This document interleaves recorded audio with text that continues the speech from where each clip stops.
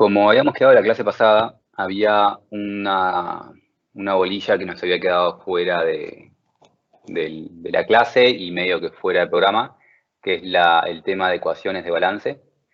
Y entonces este video sirve para complementar un poco lo que era estática de medios continuos y agregar lo que es ecuaciones de balance con un poco más de formalismo de lo que se suele ver en grado y un poco más de lo que es necesario para el objetivo de este curso.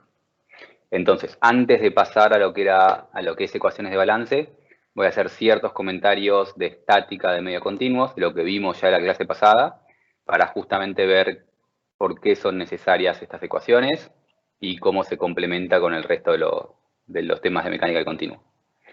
Lo que teníamos en mecánica del continuo eran estos 4 ítems, que vimos cinemática, que era el tema de desplazamientos y deformaciones, y habíamos visto que en deformaciones tenemos pequeñas deformaciones o grandes deformaciones.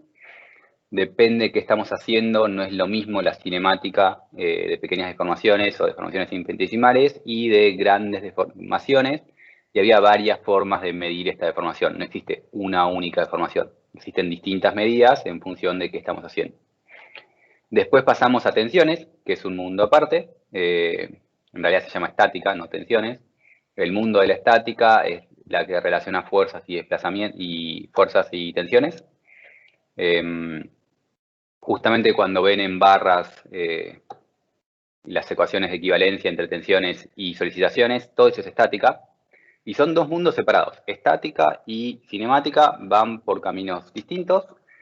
Y por último tenemos lo que se llaman ecuaciones de balance, que vamos a hablar un poco más hoy, que habla en parte de cosas de la estática, pero un poco más cosas generales de la física, cosas que se tienen que conservar, para pasar la clase que viene recién a las ecuaciones constitutivas, que va a ser lo que me vincula la estática con la cinemática. Por ahora son mundos separados. Y entonces habíamos visto cómo formular este tensor de Cauchy la semana pasada, y les había dicho que desde el punto de vista de la mecánica del continuo, una vez que llegamos a esta filmina y definimos nuestro tensor de Cauchy de esta manera, terminamos con la estática. La estática es esto, y ese es el tensor de Cauchy. En cinemática era todo un tema más complicado, estaba el tema de los desplazamientos, el gradiente de deformaciones y cómo con ese gradiente de deformaciones podíamos calcular tensores de deformación, que son medidas, todo un tema bastante complicado. En cambio, en la estática se postula esto y listo. La realidad es que tampoco se postula esto y listo. Hay cosas adicionales que la clase pasada no dije, pero ya que estamos haciendo una clase grabada adicional para expandir, les hago una pregunta. Si yo tengo un cuadrado y ese cuadrado que inicialmente tiene lados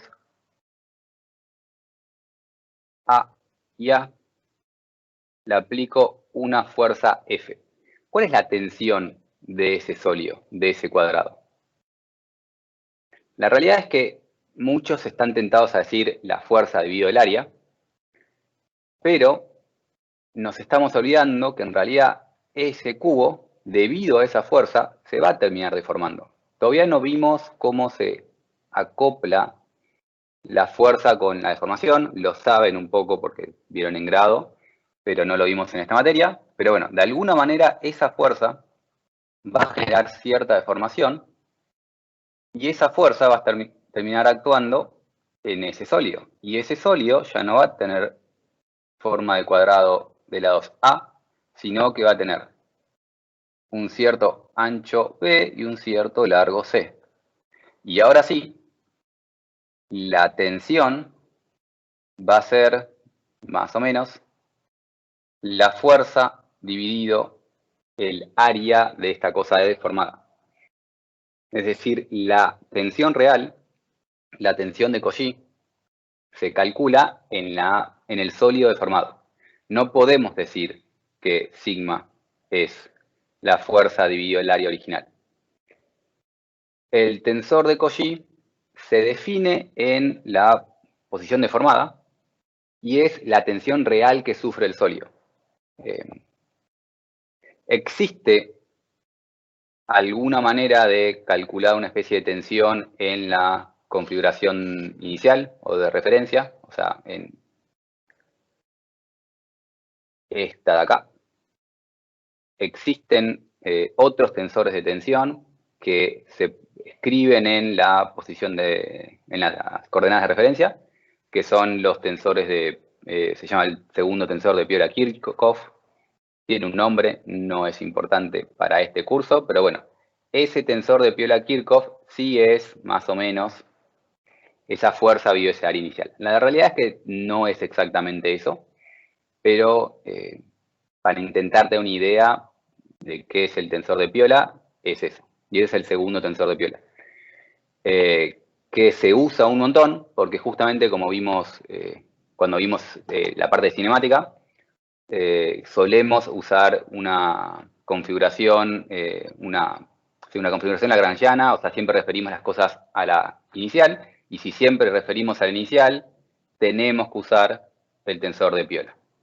Ahora, ese tensor de Piola se calcula y se usa para hacer números y cuentas, pero al final de cuentas, el único tensor que nos importa es el tensor de tensiones de Cauchy, que hablan de las tensiones reales del sólido.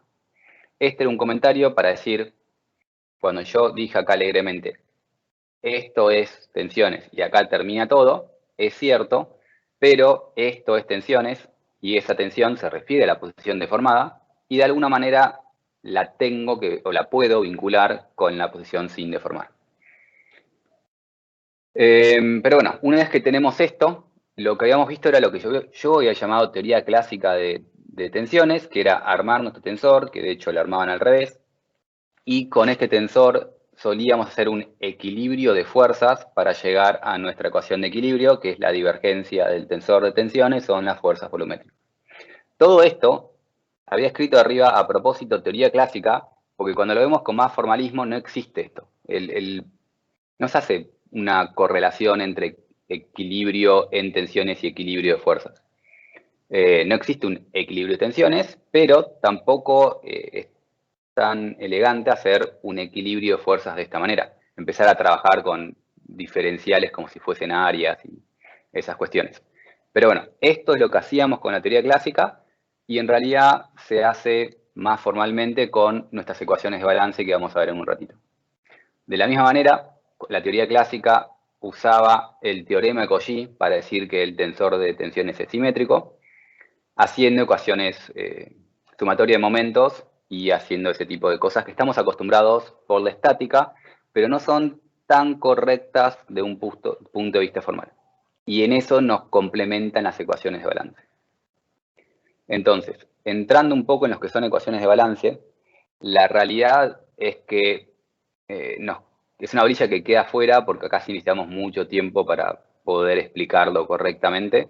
La idea es contarles por arriba para qué sirven y cómo se usan, pero es bastante complicado el tema de las ecuaciones de balance porque tratan con ecuaciones de este estilo, que son ecuaciones de transporte, que básicamente lo que pasa es que ustedes ya saben que si se deforma el sólido, el área cambia. Si cambia el área, cambia el volumen, y como cambia el volumen, cuando queremos hacer la variación de alguna propiedad en ese volumen, tenemos que tener en cuenta el cambio de volumen, que nos lleva a estas cosas que se llaman derivadas materiales, que no solo te dicen cómo cambian las variables, sino cómo cambia el volumen dentro de esas variables para intentar conservar esas variables, que es un tema matemático un poco más molesto, pero bueno, en general las ecuaciones de balance van a tratar con estas cosas que son ecuaciones de transporte, que la ecuación de transporte es transporte de cualquier cosa, por ejemplo, la masa se tiene que conservar y la masa se puede mover de un lado a otro, pero la masa se conserva. Para conservar la masa quiere decir conservar una cierta cantidad de densidad en una cierta cantidad de volumen, te puede cambiar la densidad, te puede cambiar el volumen, y ese tipo de cuestiones es difícil de hacer, no, lleva un poco de cuentas hacerlo prolijamente, pero bueno, esas son las ecuaciones de balance, van a ser más que nada ecuaciones de conservación. Y como dije hace un rato, son el tercer ítem de lo que es mecánica del continuo, y son justamente leyes de conservación que van a ser leyes físicas y van a ser válidas para cualquier material. Son cosas que tiene que conservar, que tiene que cumplir nuestro continuo para tener sentido físico. Una de las más importantes ecuaciones de balance es justamente la conservación de la masa, que nos dice que lo que cambia la masa tiene que ser igual a cero. Y lo que cambia la masa puede ser porque justamente cambia la densidad o porque nos cambia el volumen. Sí, porque nos cambia el volumen. Es decir, esta cuenta no es tan sencilla de plantear alegremente, o sea, no es algo tan complicado, se puede hacer, pero bueno, tenemos que tener en cuenta lo que cambia la densidad y lo que cambia el volumen, cuánto se más chica, se más grande, ese tipo de cuestiones, y nos lleva a una forma de este estilo. Si lo queremos escribir en una descripción euleriana, la podemos describir en una ecuación lagrangiana también. Simplemente tenemos que decidir si esto lo planteamos en el volumen deformado o en el volumen sin deformar. Eso es justamente la diferencia entre lagrangiano y euleriano. Pero bueno, esta es una ecuación que debe cumplir nuestro material que conserve su masa. La conservación de la masa se suele conocer como ecuación de continuidad. Es decir, que nuestro continuo siga siendo un continuo, no pierda masa, no me aparezcan cosas raras, no me aparezca generación de masa y que conserve su masa. Esta es nuestra primera ecuación de balance. Otra ecuación de balance es la conservación de la cantidad de movimiento. Y no sé si recuerdan esto de física, pero la cantidad de movimiento era la masa por la velocidad. La conservación de la cantidad de movimiento quiere decir que esto sea constante. Si esto es constante, la derivada en el tiempo de esto, de masa por velocidad, la derivada en el tiempo debe ser igual a cero. Y eso me da mi ecuación de balance. No sé si alguna vez lo notaron, pero bueno, la derivada de la cantidad de movimiento termina estando ligada a la masa por la aceleración. Y si mezclamos la masa por la aceleración junto con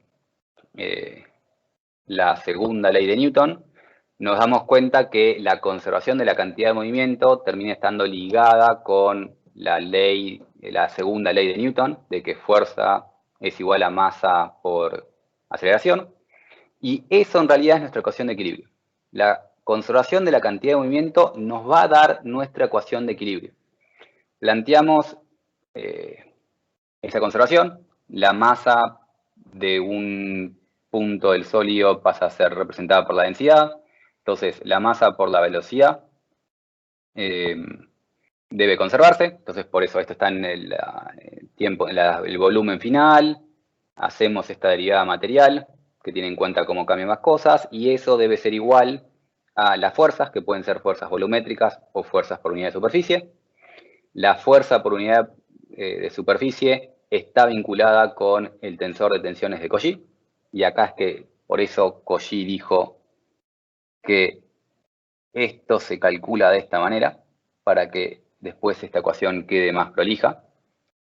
Este era el tensor de tensiones de Cauchy.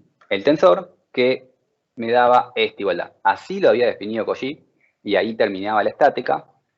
Lo que habíamos visto después como equilibrio de fuerzas en mi cubo de tensiones, en realidad es conservación de la cantidad de movimiento y si tenemos esto, reemplazamos las fuerzas por unidad de superficie con esta expresión, que es como se define Cauchy. Hacemos nuestra derivada material, derivamos esto respecto al tiempo, nos queda esta ecuación de transporte. Si alguien quiere investigar, esto es transporte de Reynolds. Hacemos cuentas. Acá adentro usamos la ecuación de continuidad, o sea, la ecuación de conservación de masa. Si vamos a la filmina anterior, van a ver términos parecidos a este. Y si entonces, si se conserva la masa, reemplazamos lo anterior acá adentro, llegamos a esto. Llegamos a esto, que esto es entonces la consecuencia de la conservación de la cantidad de movimiento sumado a la conservación de masa.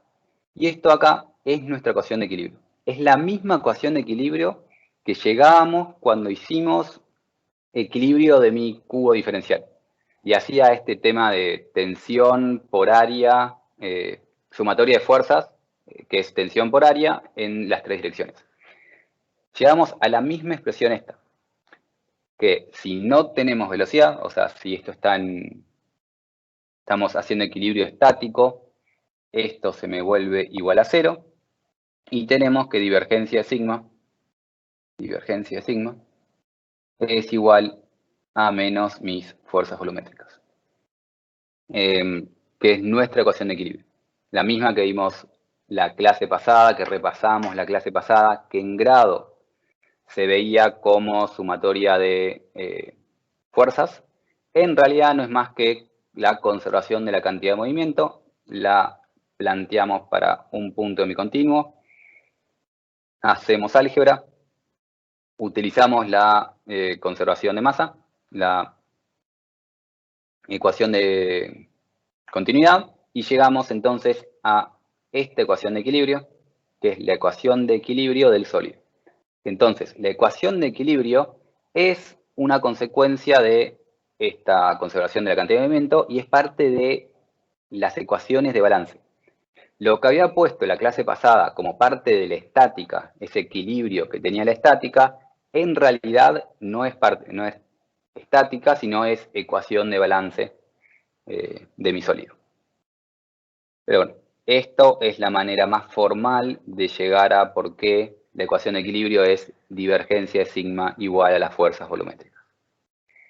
Y es una de las más importantes más importantes ecuaciones de balance. Esta ecuación de equilibrio se puede escribir de esta forma, para escribirla de una forma más sencilla. Esto es la divergencia de sigma, las fuerzas volumétricas, y esto es la masa por la aceleración, que nos llevan a que es nuestra ecuación de D'Alembert. Cuando hacen dinámicas, lo que hace dinámicas es básicamente esto, que es el equilibrio dinámico. Si no tenemos parte dinámica, estos términos son iguales a 0 y tenemos el equilibrio estático. Pero bueno, la ecuación de equilibrio es en realidad la conservación de la cantidad de movimiento del sólido. Como se deben imaginar, o no sé si alguno se debe imaginar, habíamos hecho dos cosas con tensiones la clase pasada. Una era el equilibrio del sólido sumando fuerzas y otra el equilibrio de ese cubo haciendo momentos, que nos llevaba a la ecuación de Cauchy. Bueno, esa relación de Cauchy, de que hacía equilibrio de momentos, en realidad es la conservación del momento de la cantidad de movimiento. Tiene sentido si la conservación de la cantidad de movimiento es equivalente al equilibrio de fuerzas que hacíamos, la conservación del momento de la cantidad de movimiento va a ser análogo a la conservación de aquel equilibrio de momentos en mi cubo diferencial. En la clase anterior, el equilibrio ese del cubo en cuanto a momentos era simplemente un equilibrio de Taus, que nos llevaba a demostrar que sigma xy o tau es igual a sigma ix. Esto es lo que hacía el teorema de Cauchy haciendo momentos generados por el tau. La conservación del momento de la cantidad de movimiento es análogo, es similar a la ecuación anterior, solo que aparece este R, que es un vector tensor primer orden, producto vectorial, el resto de las cosas, para dar unidad de la rotación. El tema es que estas cuentas son bastante más complicadas, inclusive cuando vimos álgebra tensorial, la pequeña introducción, esa operación del producto vectorial la habíamos esquivado. Pero bueno, esta ecuación se hace lo mismo que algo similar antes, operamos, hacemos esta derivada, reemplazamos T con N por sigma y operamos y llegamos a que como conclusión de la conservación del momento de la cantidad de movimiento, el tensor de tensiones de Cauchy es simétrico. ¿Qué quiere decir que el tensor de tensiones de Cauchy sea simétrico? Que sigma ij es igual a sigma ji. Esto quiere decir simetría. Por ejemplo, sigma xi es igual a sigma ix. Es decir, llegamos a lo mismo que nos decía el teorema de Cauchy por un camino mucho más complicado, pero mucho más formal.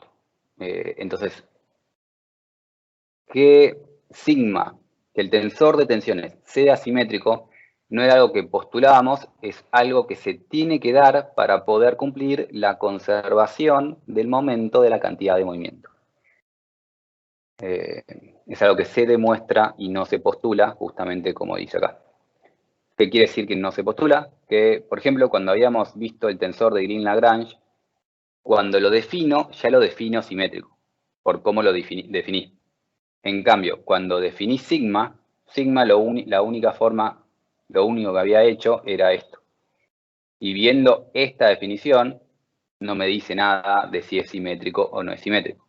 Entonces, no es algo que sale por su definición, sino que es una consecuencia de plantear la conservación de la cantidad de movimiento. Y llegamos a lo mismo que con Cauchy, de una manera más complicada algebraicamente. Otro principio, otra ecuación de balance que tenemos es la conservación de la energía, que es el primer principio de la termodinámica.